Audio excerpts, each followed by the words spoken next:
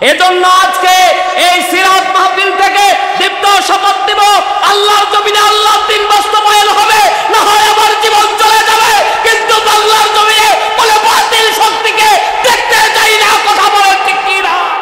চলে আসলেন বিশ্ব নবীর দরবারে এসে বলেন, ইয়া রাসূলুল্লাহ, ইয়া হাবিবাল্লাহ, ওগো নবীজি, আপনি বলেন আল্লাহ আপনার সম্মান কোন দিক দিয়ে বাড়ালো? গত 2 দিন আগে মুম্বাইয়ের মধ্যে আমার নবীকে নিয়ে কটূক্তি করা হয়েছে। মুসলমান কথা বলেন ঠিক কিনা? আমরা তার দাঁত ভাঙ্গা প্রতিবাদ জবাব দেব ইনশাআল্লাহ। সম্মানিত ভাইরা আমার, জিবরাইল আমিন ডাকতে বললেন, নবীজি আপনার সম্মান আল্লাহ কোন দিক দিয়ে বাড়ালেন? বিশ্ব নবী সাল্লাল্লাহু আলাইহি ওয়াসাল্লাম ডাক দিয়ে বললেন, ভাই জিবরাইল আপনি জানেন। তার উপরে যেহেতু প্রশ্ন ছুড়ে দিলেন, আমি বলতেছি আল্লাহর সম্মান যত, আমি হাবিবের সম্মানকেও আল্লাহ তত উঁচুই বুলন্দ করে দিয়েছে। জোরে বলেন সুবহানাল্লাহ। জিবরাইল আমিন ডাকতে বললেন, নবীজি আল্লাহর সম্মান তো সব জায়গায়, আপনার সম্মান কেমন করে সব জায়গায় বিস্তৃত লাভ করল? আল্লাহ নবী সাল্লাল্লাহু আলাইহি ওয়াসাল্লামকে মুসনাদ আহমদের ভিতরে হাদিসটি এসেছে। আল্লাহ নবী সাল্লাল্লাহু আলাইহি ওয়াসাল্লাম ডাকতে বললেন, জিবরাইল আল্লাহর নেয়ামত, আল্লাহর বরত্ব, আল্লাহর ঘোষণা যেমন করে 24টা ঘন্টা চলে, আমি নবীর সম্মানকেও আল্লাহ 24টা ঘন্টায় বুলন্দ করে দিয়েছে। জোরে বলেন সুবহানাল্লাহ। জিবরাইল আমিন ডাকতে বললেন, ইয়া রাসূলুল্লাহ কেমন করে? আল্লাহ রাব্বুল আলামিন ডাকতে বলেন, সাব্বাহা লিল্লাহি মা ফিস সামাওয়াতি ওয়া মা ফিল আরদ ওয়া হুয়াল আজিজুল হাকীম।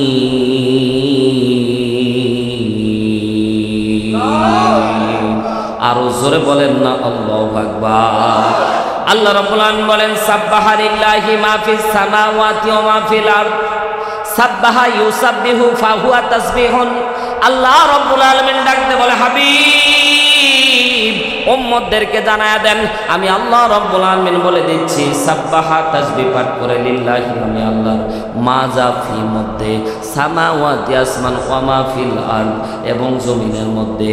আল্লাহ রাব্বুল আলামিন বলেন, আসমান জমিনের মধ্যে যা কিছু আছে সব কিছু আমি আল্লাহ তাসবিহ পাঠ করে 24টা ঘন্টা আল্লাহ তাসবিহ পাঠ করে। জোরে বলেন সুবহানাল্লাহ। জিবরাইল ডাকতে বললেন, ইয়া রাসূলুল্লাহ, ইয়া হাবিবাল্লাহ, বুঝতে পারলাম আল্লাহর বরত্ব 24 ঘন্টা হয়, কিন্তু আপনার বরত্ব কেমন করে 24 ঘন্টা হয়? সাথে সাথে বিশ্ব নবী বোঝানোর জন্য ডাকতে বললেন, ভাই জিবরাইল শুনে নাও 24টা ঘন্টা যেমন করে আল্লাহর নামের জিকির হয়, 24টা ঘন্টা আমি পয়গম্বর নামের বুলন্দ আমার আল্লাহ নিজ সাথে জারি করে দিয়েছে। জোরে বলেন সুবহানাল্লাহ। এখন আপনাদের বুঝে আসে নাই, কেমন করে বুঝায় দিলে বুঝবেন। ও মুসলমান, বলেন তো আমরা যখন কালেমা স্বীকৃতি দেই, কালেমা স্বীকৃতি দেওয়ার সময় আমরা বলি লা ইলাহা ইল্লাল্লাহ, বলি না? মুহাম্মাদুর রাসূলুল্লাহ, আলাদা কি বাদ দেওয়া যায়? বলেন লা ইলাহা ইল্লাল্লাহ। সাথে সাথে আমার আল্লাহ বলে, আমার সাথে সাথে আবার জুড়ায় দিলাম মুহাম্মাদুর রাসূলুল্লাহ সাল্লাল্লাহু। সম্মানিত ভাইরা আমার, দেখেন আল্লাহ রাব্বুল আলামিন বিশ্ব নবীর সম্মানকে কেমন করে বাড়াইছে, শুধু কালেমার মধ্যে না। 1 নাম্বার কথা হলো, মনে রাখবেন আল্লাহ নবীর আদর্শ, এজন্য আপনাকে মানতে হবে। কারণ আল্লাহ রাব্বুল আলামিন সবার উপরে সম্মান যাকে দান করেছে, সেই সম্মানের জায়গা হচ্ছে মুহাম্মাদুর রাসূলুল্লাহ। আজানের সময় আমরা যখন আজান দেই, সাথে সাথে আমরা উচ্চারণ করি, আশহাদু আল্লা ইলাহা ইল্লাল্লাহ।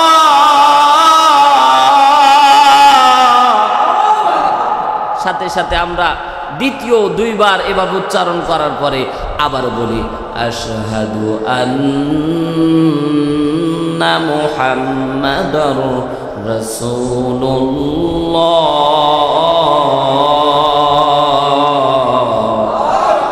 তো দেখেন এই যে আজান, এটা বোঝানোর জন্য বলতেছি, 24টা ঘন্টা আল্লাহর আজান হয়। সুবহানাল্লাহ বল। কেমন করে? বাংলাদেশে যখন আজান হয় ইন্ডিয়ায় তখন হয় না, ঠিক না বে ঠিক? ইন্ডিয়ায় যখন হয় পাকিস্তানে হয় না, পাকিস্তানে যখন হয় আফগানিস্তানে হয় না, আফগানিস্তানে যখন হয় ইরাকে হয় না, ইরাকে যখন হয় কাবুলে হয় না। এইভাবে প্যালেস্টাইন সহ যত দেশ আছে আল্লাহ তাআলা এমনভাবে সাজিয়েছে, আজকেই যায় মোবাইলের মধ্যে সার্চ দিয়ে দেখবেন, প্রত্যেকটা দেশ লিখবেন, সাথে সময় কাউন্ট করবেন, দেশ লিখবেন, সময় কাউন্ট করবেন, তো দেখতে পাবেন যে প্রত্যেকটা সেকেন্ড একটার সাথে একটা মিলে যাবে। আল্লাহ রাব্বুল আলামিন এভাবে প্রত্যেকটা দেশ সাজিয়েছে। আল্লাহু আকবার বলে। বিশ্বনবী ডাক দিয়ে বলে, আল্লাহ তাআলার যখন বরত্ব ঘোষণা হয়, তার মানে যখন আজান হয় সাথে সাথে আমি রাসূলের নাম বুলন্দ হয়ে যায়। আল্লাহর নাম যখন হয় তখন আমি রাসূলের নাম উচ্চারিত হয়। মুসলমান বোঝাতে চাচ্ছি, আল্লাহ রাসূল বললেন, ও জিবরাইল শুনে নাও, আমি রাসূলের নাম এমন পর্যায়ে আল্লাহ বুলন্দ করেছে, 24টা ঘন্টা আমি রাসূলের নাম পুরা পৃথিবী ব্যাপী আমার আল্লাহ চালু করে দিয়েছে। জোরে বলেন সুবহানাল্লাহ। সেই রাসূল আমাদের মডেল, রাসূল আমাদের কি? এই রাসূলের আদর্শ নিয়ে কেউ যদি দাঁড়ায় তাকেই আমরা মানব। কথা বলেন ঠিক কিনা?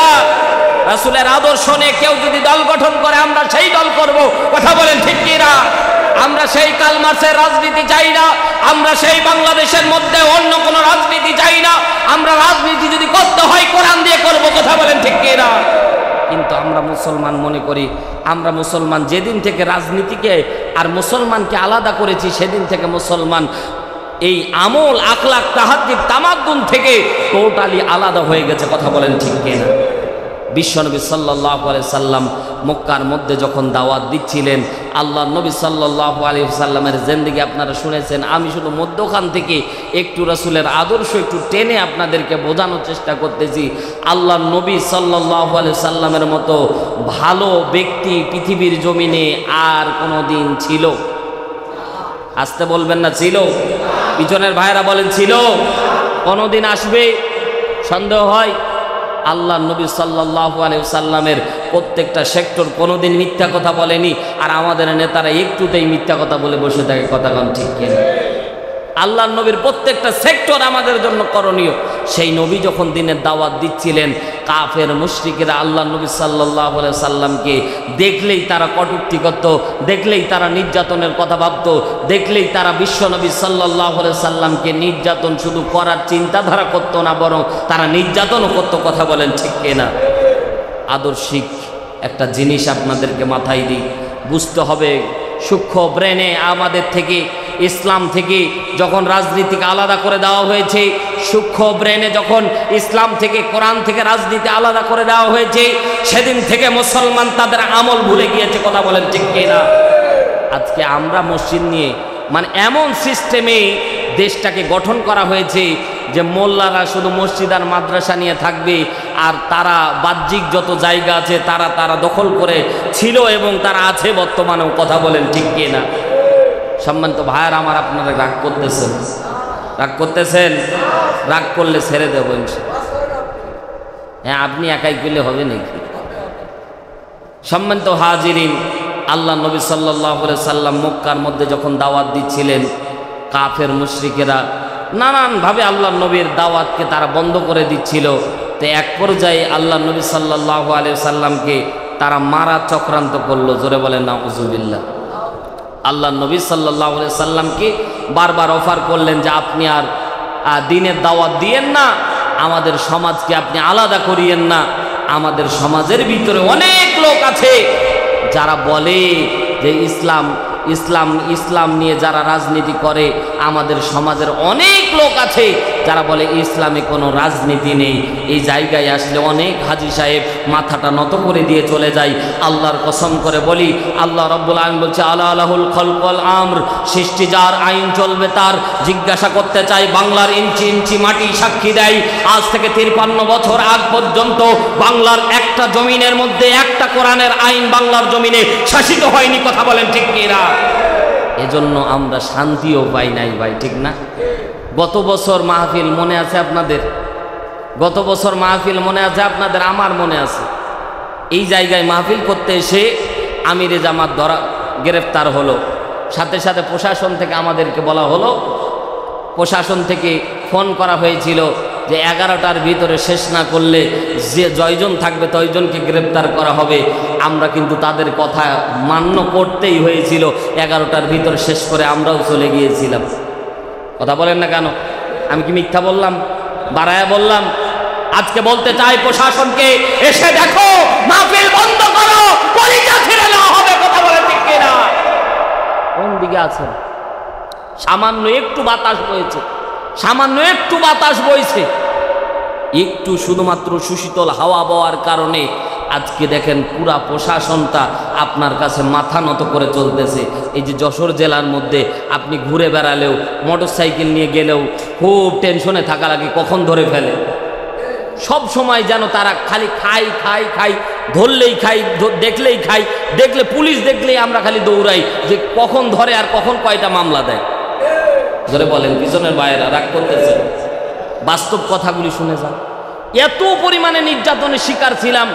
আগে আমরা রাস্তাঘাটে ভয় করতাম চোর ডাকাতের, আর এই 5ই আগস্টের আগে আমরা ভয় করতাম পুলিশের। ঠিক না বে ঠিক? পুলিশ ধরলেই বেকায়দা। আমাদের মতো হুজুরদেরকে ধরে বলে, হুজুর হাদিয়া দিবেন না? আরে সুবহানাল্লাহ, আমাদেরকে কয় হুজুর হাদিয়া দিবেন না। আমি তো, আপনার আবার কিসের হাদিয়া? আমরা না হয় 2 ঘন্টা ওয়াজ করে কিছু হাদিয়া পাইছি, আপনার আবার কিসের হাদিয়া? কথা হাদিয়া না দিলে কিন্তু ধরে ফেলবানে। ওরে আল্লাহর ওলি, আমারে দিনাজপুরের মধ্যে এই 27শে জুলাই আমারে গ্রেপ্তার করে নিয়ে গেছিল। তো নিয়ে যখন যাচ্ছে তখন আমি বলতেছি, আমার তো মামলা নাই, নিয়ে যাচ্ছ কেন? বলছি 41টা মামলা রেডি করা আছে, খালি নাম বসায় দেব। সুবহানাল্লাহ বলে, কয়টা মামলা? 41টা। তা আমি যাই দেখতেছি প্রথম মামলা হচ্ছে ককটেল বানানোর মামলা। জীবনে ককটেল দেখিনি ভাই। 2 নম্বরে এভাবে 41টা মামলা সাজায় খালি নামটা বসায় দিল হারুন রশিদ। এই 41টা মামলা তার আমার সামনে বিশাল কয়েকটা, তাদের সাজানোই আছে ককটেল টকটেল কিছু এনে ছবি কিরিং কিরিং করে ছবি মেরে দিল, সাথে সাংবাদিকও ছিল। আমি কইলাম খালি দেখে আছি, কে কে তোমরা খালি ছবি তুলতেছো, খালি দেশ পাল্টা, কলিজা ছিঁড়ে নেবো। কথা বলেন ঠিক কিনা? আল্লাহর কসম, 5 জানুয়ারি পার হওয়ার পরে খুঁজেও পাই না এদের। কই গেল রে ভাই? খুঁজেও পাই না। কারা ধরলো? যারা ধরছে, এসআই সালাউদ্দিন ধরছে, এরেও খুঁজে পাই না। যারা ছবি তুলেছে এদেরও পাই না। অনেক খোঁজাখুঁজি করে একটা সাংবাদিককে পাইছিলাম, ও ঠ্যাং উঁচু করে মারছিলাম। কারণ এদেরকে মধ্যম পন্থা মাঝে মাঝে না দিলেও হয়ও না। কথা বলেন ঠিক কিনা? সম্মানিত ভাইয়ার আমার, আমরা না হয় সাধারণ মানুষ, আমাদের মামলা দিবে। আমরা সাধারণ মুসলমান, আমাদের মামলা দিবে।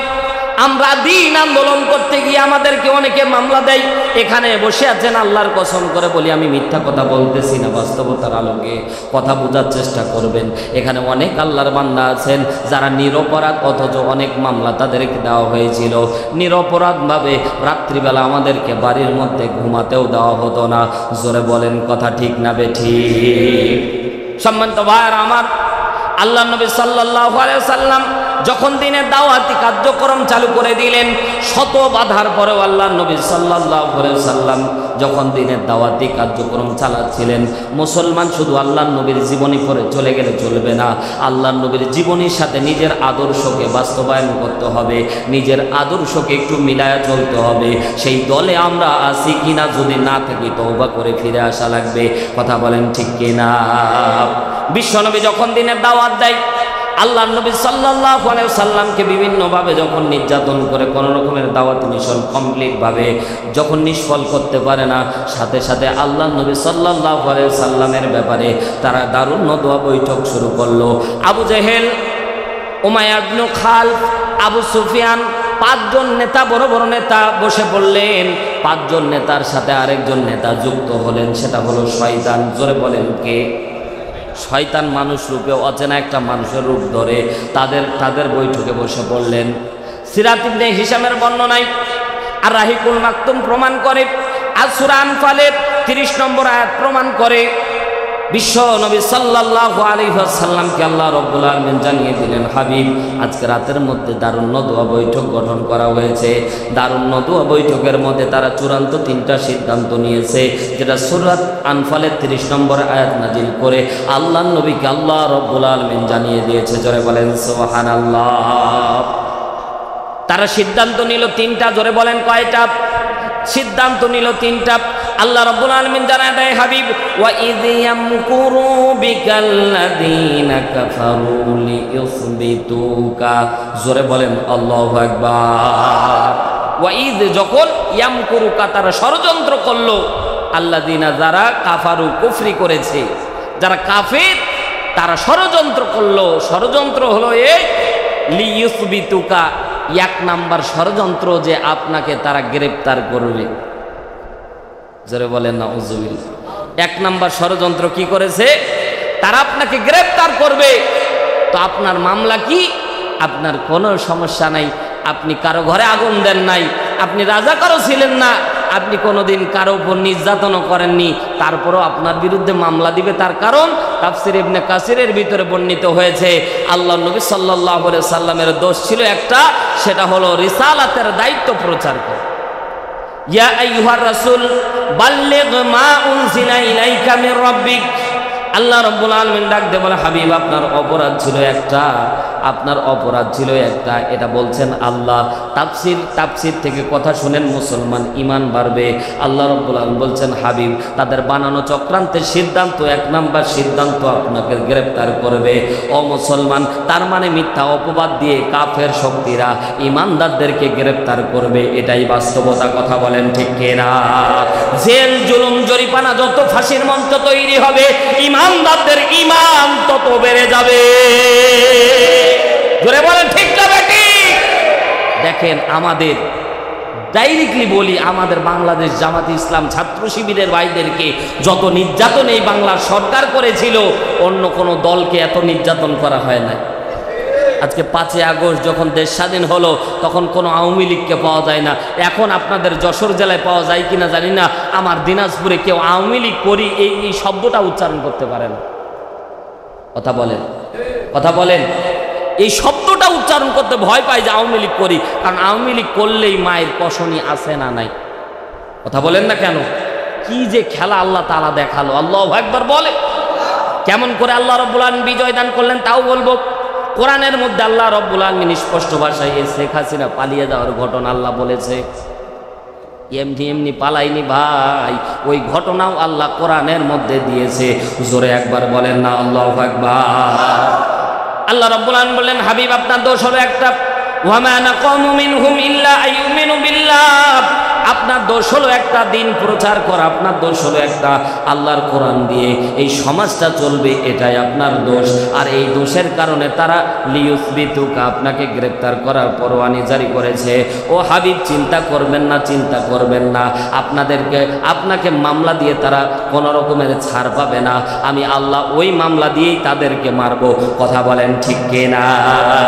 আজকেও বাংলার জমিনের মধ্যে দেখেন, যেই দলকে তারা 7 দিন আগে নিষিদ্ধ ঘোষণা করলো, আল্লাহ রাব্বুল আলামিন সেই চক্রান্তটাকে উল্টা দিলে এমন ভাবে আওয়ামী লীগকে নিষিদ্ধ করলো, বাংলার জমিনে তাদের নাম বলার কোনো উদ্দেশ্য নাই। কথা বলেন ঠিক কিনা?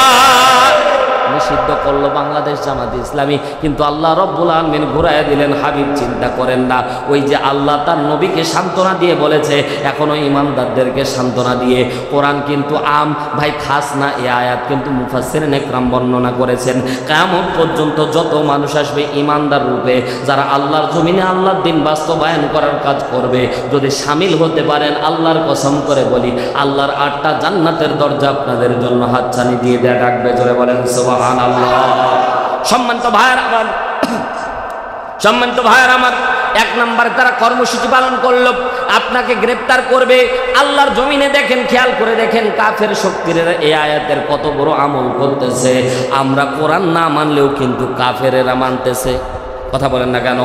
তারা বুঝতে পারলো এক নম্বরে আল্লাহ রব্বুল আলামিন আমাদের আকাবিরেরা আবু জেহেল, উতবা, সাইবা, মুগিরা, আমাদের যে পেতাত্তারা আছে এই পেতাত্তারা আমাদেরকে শিখিয়ে দিয়ে গেছে কোনো মামলা নাই, কোনো অপরাধ নাই, তারপরেও গ্রেপ্তারি পরোয়ানা জারি করা যায়। এটা কোরআন থেকেই তারা নিয়েছে তাদের পেতাত্তার কাছে। কথা বলেন ঠিক কিনা? লক্ষণ সেন আজ থেকে ৮,০০০ বছর আগে, আজ থেকে ৮০০ বছর আগে এই বাংলার জমিন থেকে বিতাড়িত হয়েছিল। কিন্তু ইতিহাসবিদেরা বলেছে লক্ষণ সেনের এক উত্তরসূরি শেখ হাসিনাও ছিল। এই বাংলার জমিন থেকে পুরোপুরি লক্ষণ সেনের বংশ আজকে ৫ই আগস্টের মধ্যে বিতাড়িত হয়েছে। জোরে একবার বলেন না আল্লাহু আকবার। দুই হাত সবাই আকাশের দিকে উঁচু করে বলেন আল্লাহু আকবার। আরো জোরে বলেন আল্লাহু আকবার। সম্মানিত ভাইয়ার আমার, এক নম্বরে তারা আমল করলো, ও নবী আপনাকে তারা গ্রেফতার করবে। আল্লাহ নবী বললেন আল্লাহ আমার তো কোনো অপরাধ নাই। আল্লাহ বলল কোনো অপরাধ থাকবে না, তারপরেও তারা গ্রেফতার করবে।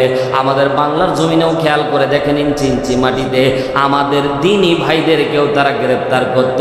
ও ভাই জিজ্ঞাসা করতে চাই, একজনেরও কিন্তু ভালো খারাপ কোনো প্রোটেকশন ছিল না, একজনের ভালো কোনো দিক ছিল না, বরং তারা ৫ ওয়াক্ত নামাজ পড়তো, তারা বাংলার জমিনের মধ্যে আল্লাহর দ্বীন বাস্তবায়নের কাজ করত। এই অপরাধের কারণেই তাদেরকে মামলা দেওয়া হতো। কথা বলেন ঠিক কিনা? অধিক তাফসীর যদি নিয়ে আসি মজা লাগবে, কিন্তু সময় আপনাদের কুলাবে না। ২ নম্বরে আও ইয়াকতুলুকা, হাবিব আপনার জন্য তারা ২ নম্বরে পরামর্শ দিল। আমরা অনেকেই বলল ওই জায়গায় দারুণ নদওয়া বৈঠকের মধ্যে যারা ছিল চিন্তা করে দেখলো আহারে যদি আমরা তাদেরকে গ্রেফতার করি, মুহাম্মদকে যদি গ্রেফতার করে জেলখানার মধ্যে রেখে দেই, তার যে কর্মী বাহিনীরা আছে তারা কিন্তু ছাড়বে না, বলবে জেলের তালা ভাঙো, নেতাকে আনবো। কথা বলেন ঠিক না বেঠিক? ২ নাম্বার সিদ্ধান্ত নিল। ১ নাম্বার সিদ্ধান্ত যখন নিল সাথে সাথে কিছু লোক ভেটো দিল, না রে অতগুলো গুড় কিন্তু হাফ কেজি না, আমরা শুধুমাত্র বিনা অপরাধে তাদেরকে গ্রেফতার করে ধরে আনবো, আর বাংলার মানে পাবলিক আমাদেরকে ছেড়ে দেবে এমনটাও না, বরঞ্চ তাদের তো কোনো অপরাধ নাই। এই অবস্থায় যদি তাদেরকে গ্রেফতার করা হয় তাহলে আমাদের জন্য বিষয়টা অনেক খারাপ হয়ে দাঁড়াবে। বাংলার জমিনের মধ্যেও এই সিচুয়েশন দাঁড়িয়েছে। ৫ই আগস্টের পরে আয়না ঘর থেকে আমার মুসলমানদেরকে তারা বের করে এনেছে। কথা বলেন ঠিক কিনা? তারা কত বড় জালিম হলে এই বাংলার জমিনে আয়না ঘরে হাজার হাজার মায়ের সন্তানকে তারা স্তূপ করে সেই জায়গায় মেরে মেরে কঙ্কালের স্তূপ হয়ে গেছে। কথা বলেন ঠিক কিনা? কত মায়ের সন্তানকে তারা গুম করেছে কল্পনাও করতে পারবেন না। শুধু ছাত্র শিবির করার অপরাধে এই ছোট্ট ছোট্ট কমলমতি শিশুদেরকে তারা নিয়ে গিয়ে গুম করে তারা মেরে ফেলেছে। কথা বলেন ঠিক কিনা? সম্মানিত ভাইয়ারা আমার, আগামীর দিনে যদি আবারও আপনারা মনে করেন যে এই বাতিল শক্তিকে রাখবো, আল্লাহর কসম করে বলি এই অজানা আয়নাঘর, হাজারো আয়নাঘর এই বাংলার জমিনে তৈরি হয়ে আছে, কল্পনাও করতে পারবেন না। কথা বলেন ঠিক কিনা? ২ নাম্বার সিদ্ধান্ত নিল আও ইয়াকতুলুকা, আমরা তাদেরকে হত্যা করে ফেলবো। যদি হত্যা করা না হয় তাহলে কিন্তু হবে না। শেষ পর্যন্ত চূড়ান্ত বাংলাদেশের মধ্যেও ট্রাইব্যুনাল গঠন করা হলো। তখন তো দারুণ নদওয়ার বৈঠক। মুসলমান একটু মিলায় নেন, আগে ছিল দারুণ নদওয়া বৈঠক, এখন হলো ট্রাইব্যুনাল গঠন করে আমাদের কলিজার টুকরা প্রিয় নেতাদেরকে তারা জেলখানার মধ্যে নিয়ে গিয়ে ফাঁসির মঞ্চে তারা ফাঁসি দিয়ে মেরেছে। কথা বলেন ঠিক কিনা? তাদের কোনো অপরাধ ছিল না, মীর কাসেম আলীর কোনো অপরাধ ছিল না, মতিউর রহমান নিজামীর কোনো অপরাধ ছিল না, কামরুজ্জামান ভাইয়ের কোনো অপরাধ ছিল না, তারপরেও তাদেরকে ফাঁসি দিয়ে মারা হয়েছে। কথা বলেন ঠিক কিনা? আল্লাহ বলছেন ও হাবিব চিন্তা করবেন না, আও ইয়াকতুলুকা, তারা আপনাকে হত্যার চিন্তাধারা করবে, হত্যা পর্যন্ত করবে, কিন্তু আপনি কিন্তু পিছপা হবেন না।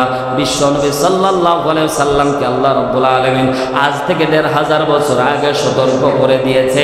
আর এটা মুসলমানরা আমরা এই আয়াত পড়ি, কিন্তু এই আয়াতের বাস্তবতা এখনো বুঝতে পারলাম না, যেটা কাফেররা বুঝতে পেরেছে। কথা বলেন ঠিক কিনা? মুসলমান ভাইরা আমার গভীর মনোযোগ দেন। তারা সিদ্ধান্ত নিল, 2 নাম্বার সিদ্ধান্ত যখন তারা হত্যা করে ফেলবে, কিন্তু না না না, যদি হত্যা করে তাহলে তো একটা আন্দোলন তৈরি হবে। আমাদের আল্লামা দেলওয়ার হোসেন সাইদিকে যেদিন তারা 14ই আগস্টের মধ্যে গত বছর মেরেছিল, আল্লাহর কসম করে বলি সেদিন থেকে যে আন্দোলন শুরু হয়েছিল, বিগত সেশনে কিন্তু এমন আন্দোলন হয়নি। কথা বলেন ঠিক কিনা? আল্লাহর মায়ের দুনিয়ার ভাই চিন্তা করবেন না ও মুসলমান, গোটা বিশ্বব্যাপী একটা সিদ্ধান্ত আপনাদেরকে নিতে হবে। ইসলামী আন্দোলন যারা করে তারা একদিকে, আর ইসলামী আন্দোলনের বাইরে যারা তারা আরেক দিকে। চিন্তা করবেন না, চিন্তা করবেন না। ইসলামী আন্দোলন করার কারণে আপনি কিন্তু একটু দুনিয়ার মধ্যে একটু সংকুচিত হয়ে যাবেন, কিন্তু আল্লাহ বলে হাবিব আপনি উম্মতদেরকে জানায়া দেন, আল্লাহর জমিনে আল্লাহর দিন বাস্তবায়নের কাজ যারা করবে এদের মতো কপালওয়ালা ব্যক্তি পৃথিবীর জমিনে আর নাই। জোরে বলেন সুবহানাল্লাহ। কারণ এদের জন্য সরাসরি আমার আল্লাহ রাব্বুল আলামিন এদের জন্য আসমান থেকে ফেরেশতা নিযুক্ত করে ডাক দিয়ে বলে হাবিব উম্মতকে জানায়া দিবেন যারা আল্লাহর জমিনে আল্লাহর দিন বাস্তবায়নের জন্য যারা কাজ করবে আমি আল্লাহ রাব্বুল আলামিন তাদের জন্য সাহায্য এবং নুসরাত নিজ হাতে দান করে দিব। জোরে বলেন সুবহানাল্লাহ। আল্লাহ রাব্বুল আলামিন বলেন কোট করে নিয়ে যান, একটা কথা বানায় বলবো না। সূরা হামিমা সিজদা 30 নম্বর আয়াত আল্লাহ রাব্বুল আলামিন বলেন ইন্নাল্লাযীনা ক্বালু রাব্বুনাল্লাহ সুম্মা ইসতাকামু তাতানাজ্জালু আলাইহিমুল মালাইকা আল্লা তাখাফু ওয়া লা তাহজানু ওয়া আবশিরু বিল জান্নাতিল্লাতী কুনতুম তুআদুন।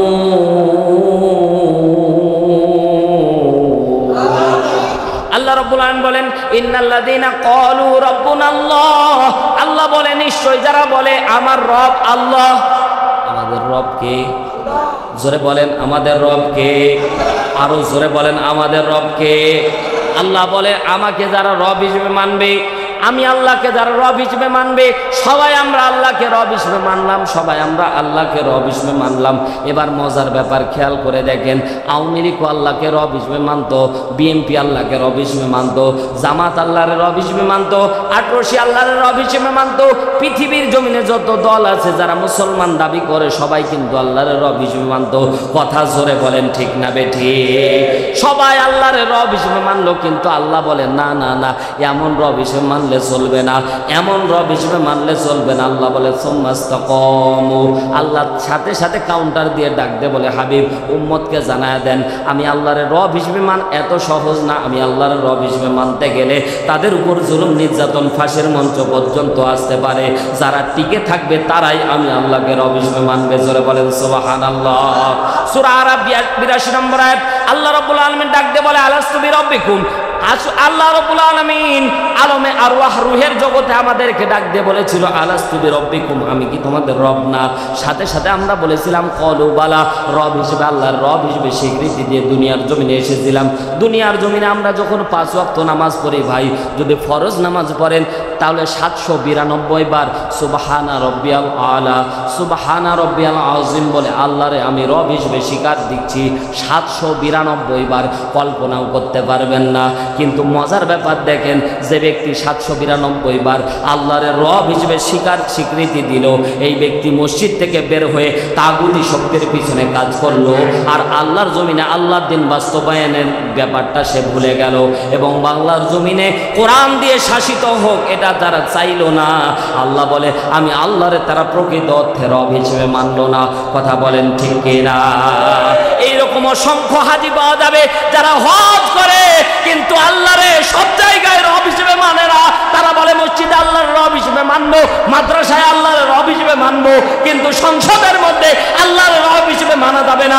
যদি চাই তাহলে বড় বড় বোতল কিন্তু খাওয়া যাবে না, ঘুষের টাকাটা কিন্তু মারা যাবে না।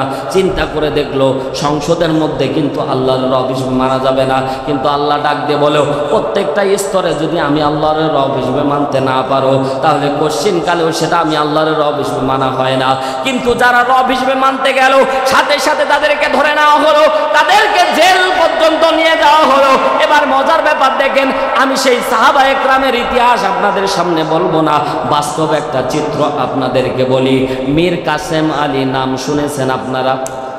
ও আল্লাহর বান্দারা গভীর মনোযোগ দেন, আয়াতের বাস্তবতা কত, গভীর মনোযোগ দেন। মীর কাসেম আলীর যেদিন ফাঁসি হয় 3 ঘন্টা আগে যেই সেলের মধ্যে সে ছিল, সেলের দায়িত্বশীলকে বলল আমার 3 ঘন্টা পর ফাঁসি, আমি এখন ঘুমায়া যাচ্ছি, 2 ঘন্টা পর আমারে তোমরা ডাক দিবা। আপনি কি কল্পনাও করতে পারেন 3 ঘন্টা পর আপনি জানতে পারতেছেন আপনার জীবন চলে যাবে, 3 ঘন্টা পর আপনার ফাঁসি হয়ে যাবে। এমন তো অবস্থা তৈরি হলে তো আমরা সেজদায় পড়ে থাকতাম, কথা বলেন ঠিক কিনা? নির্বিঘ্নে যে দায়িত্বশীল ছিল সে বলল, সে মুফতি আমির হামজা ভাইয়ের সাথে কথা বলেছিল, এটা ভাই আমাদেরকে বলেছে। মুফতি আমির হামজা ভাই বলে 3 ঘন্টা আগে 3 ঘন্টা পর যার ফাঁসি, এই ব্যক্তি 2 ঘন্টা কেমনে ঘুমায়? আমার তো ব্রেনটে কাজ করে না, ঠিক না বে ঠিক? আপনাকে আমাকে যদি এলান করে দেওয়া হয় আজকে রাত 12টার দিকে আপনার ফাঁসি হবে, বলেন তো ঘুম কি আর আসবে? বলেন না কি ঘুম আসবে? কিন্তু তারা আল্লাহর জমিনে আল্লাহর রব হিসেবে মানার কারণে তারা কিন্তু জেলখানার মধ্যে গেছে, তাদেরকে আল্লাহর রব হিসেবে মানার কারণে তাদেরকে ফাঁসির মঞ্চে নিয়ে যাওয়া হচ্ছে। আয়াতের বাস্তবতা কত দেখেন। আল্লাহ রাব্বুল আলামিন বলেন আমার রব হিসেবে মানতে গিয়ে যারা জুলুম নির্যাতনের শিকার হবে, যাদের জীবন চলে যাবে, আমি তাদের জন্য তাতানাজ্জালু আলাইহিমুল মালাইকা, দলে দলে তাদের জন্য ফেরেশতা নাজিল করব। জোরে বলেন সুবহানাল্লাহ। আমার তো মনে হয় বাস্তবতার আলোকে মীর কাসেম আলীর জন্য তাতানাজ্জালু আলাইহিমুল মালাইকা, আল্লাহ দলে দলে ফেরেশতা নাজিল করে তার সামনে পাঠায়েছে। ফেরেশতারা এসে প্রথম শব্দ বলে আল্লাহ তাখাফ,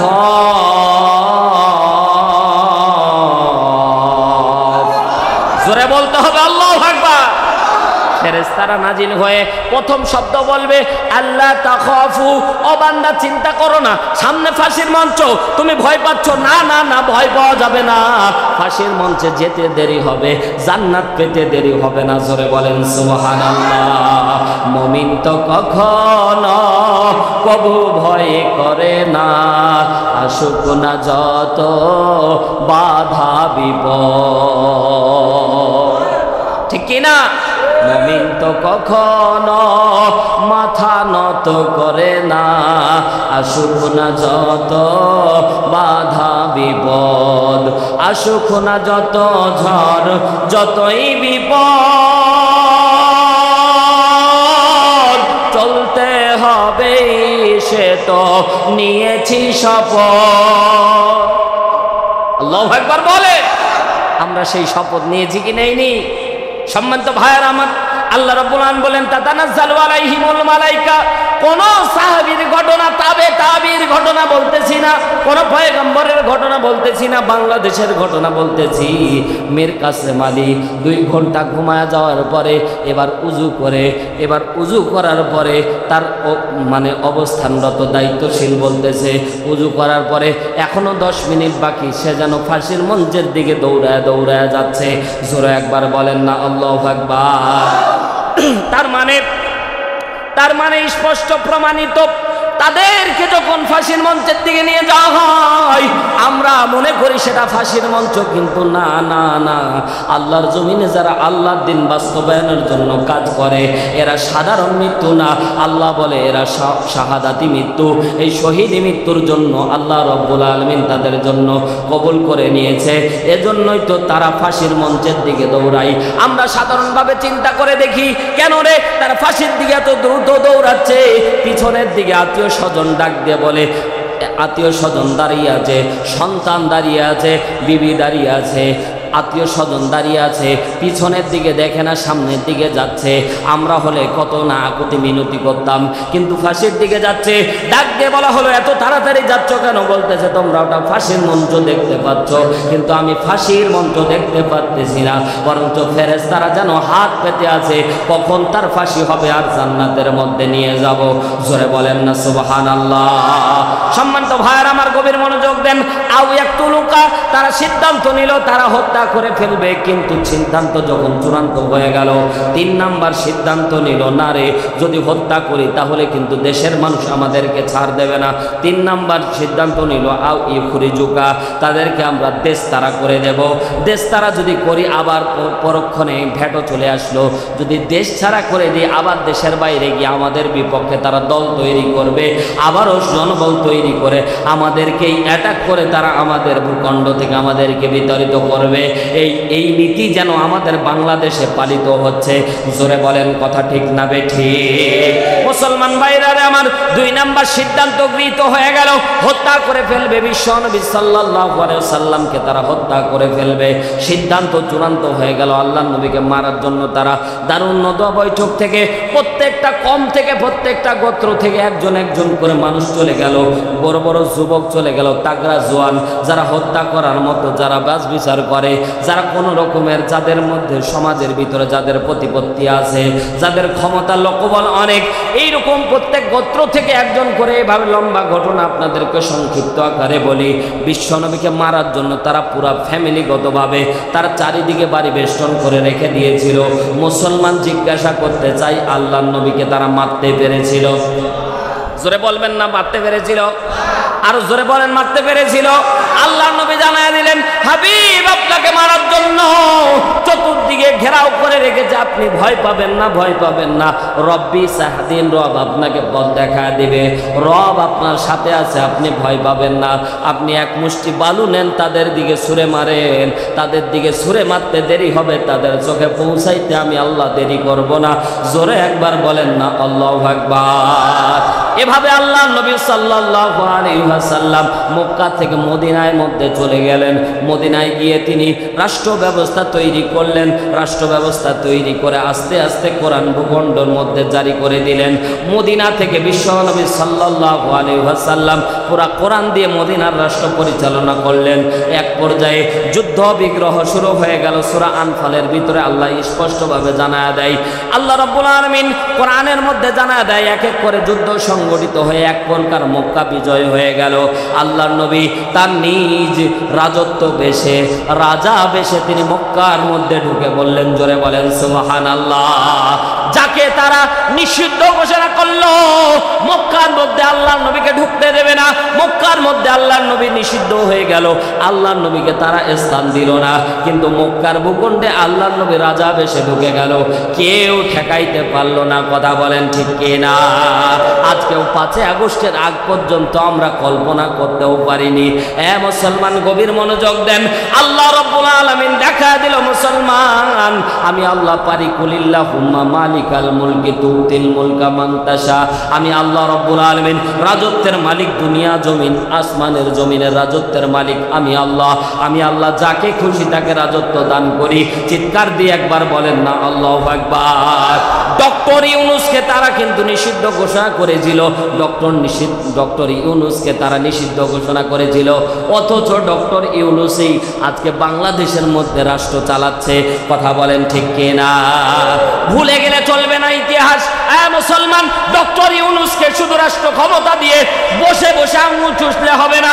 আল্লাহ রাব্বুল আলামিন আপনাকে আমাকে সে মক্কা বিজয়ের পরে, মক্কা বিজয়ের আগ মুহূর্তের যে সিচুয়েশন, আল্লাহ নবী সাল্লাল্লাহু আলাইহি সাল্লাম হুদাইবিয়ার জমিনে যখন গেলেন, আল্লাহ নবী সাল্লাল্লাহু আলাইহি সাল্লাম উমরা করার জন্য হুদাইবিয়া পর্যন্ত যাওয়ার পরে আল্লাহ নবীকে যখন অ্যাটাক করে দেওয়া হলো, আল্লাহ নবী হুদাইবিয়ার সন্ধি যখন গঠন করলেন, সেখান থেকে ফিরে আসার পরে মক্কা বিজয় তাদের কাম্য হয়ে গেল।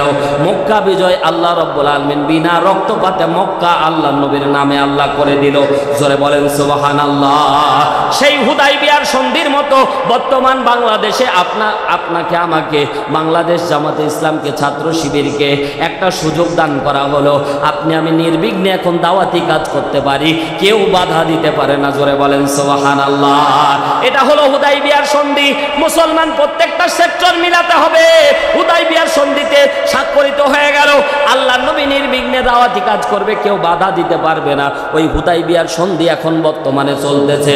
সামনে যদি ঐক্য গঠন করতে না পারেন, সামনে কিন্তু কাফের শক্তি যদি আবার ক্ষমতায় আসে, এই বাংলার জমিন আগে যেমন ছিল এর থেকেও কঠিন পদক্ষেপ তারা নিয়ে বাংলার জমিনে এই দল সহ মুসলমানদেরকে তারা নির্যাতন করবে। মুসলমানের কোনো অস্তিত্ব বাংলার জমিনে রাখবে না। কথা বলেন ঠিক কি না? এজন্য মুসলমানদেরকে আমি হাতে পায়ে ধরে অনুরোধ করে বলে যাই, পর্দানিশী মা বোন যারা ওয়াজ শুনতেছেন, আল্লাহর কসম করে বলি, মনে করলে চলবে না দেশ ক্ষমতা আপনার হাতের মধ্যে এসে গেছে। চিন্তা করবেন না, ইতিহাস সাক্ষী। আগে চলতো ইন্ডিয়ার পরামর্শে, বর্তমান চলতেছে আমেরিকার পরামর্শে। যারা যারা বিবেকমান তারা বুঝতেছেন, আগে বুবু আমাদের ইন্ডিয়ার পরামর্শে বাংলাদেশ চালাইতো, কিন্তু এখন কিন্তু ভাই আমেরিকার পরামর্শে চলতেছে। সেন্ট মার্টিন দ্বীপ অলরেডি কিন্তু দখল করে দেওয়া হচ্ছে। সেন্ট মার্টিন দ্বীপে গেলে এখন কিন্তু আগে থেকে রেজিস্ট্রেশন করা লাগতেছে। সেন্ট মার্টিন দ্বীপে কাউকে যেতে দেওয়া হচ্ছে না। কি যে প্ল্যান চলতেছে কল্পনাও করতে দেওয়া যাচ্ছে না। সেন্ট মার্টিন দ্বীপ তারা যদি আমেরিকা যদি সেনাবাহিনী দিয়ে দখল করে ফেলে, পুরা পৃথিবী রাজ্য তারা পরিচালিত করবে, যা কল্পনাও করা যাবে না। কারণ পানি রাস্তা যেটা জলস্থল যে জায়গা, সেন্ট মার্টিনে একটা মেন একটা পয়েন্ট তারা চিন্তা করলো, বাংলাদেশকে তারা টার্গেটে নিয়েছে। সেন্ট মার্টিন যে জায়গায় স্থাপিত হয়ে আছে, এই জায়গা থেকে পুরা পৃথিবী শাসন করা যাবে, যেটা আমেরিকা থেকেও করা যাবে না। আর সেটা বাংলাদেশের মধ্যেই আছে। আর তারা প্ল্যান করে করে আস্তে আস্তে আগাচ্ছে। কিন্তু আমরা মুসলমান যদি ঐক্যবদ্ধ হতে পারি, আজকে যদি চরমনায় ভুলে গিয়ে আহলে হাদিস ভুলে গিয়ে আহলে কোরআন ভুলে গিয়ে আজকে যদি আমরা কোরআনের মানুষদেরকে পার্লামেন্টে নিয়ে যেতে পারি, আগামীর দিন হবে কোরআনের দিন। কথা বলেন ঠিক কিনা?